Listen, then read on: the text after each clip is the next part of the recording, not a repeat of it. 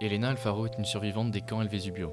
C'était un camp de détention clandestin lors de la dictature argentine de 1976 à 1983.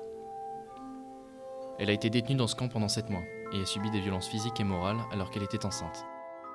Maintenue en vie grâce à sa grossesse, Elena est libérée et se réfugie alors en France en 1982. Être survivant d'un camp, il y a différents choix, comme il y a des choix dans la vie.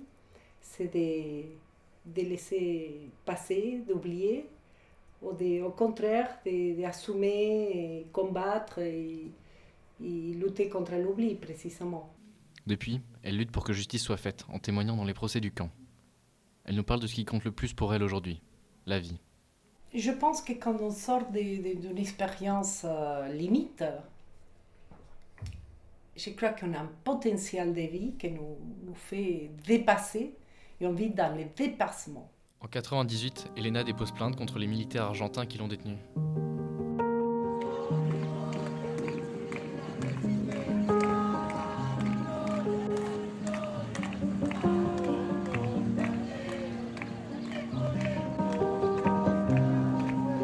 En 2006, la justice ordonne leur inculpation et leur arrestation.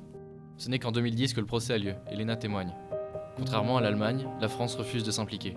Les procès du camp sont encore en cours d'instruction et certains tortionnaires vivent toujours en liberté. Mató y torturó a muchas personas. Se podría decir que sí. ¿Usted mató cuántas personas? Aproximadamente, no recuerdo, pero un número superficial, unas 30, 40 personas. ¿Y torturó a cuántas? La mitad. Aujourd'hui, le combat d'Elena est de partager son expérience à travers plusieurs conférences.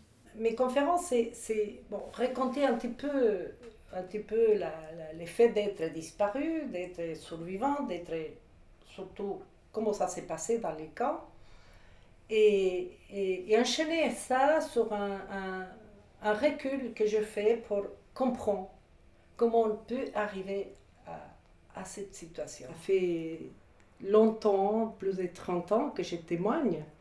Et maintenant, je parle de la nouvelle génération parce que je vais dans les lycées, je vais dans des écoles, parce que je crois que c'est là où on forme la société, où on se forme pour être un citoyen.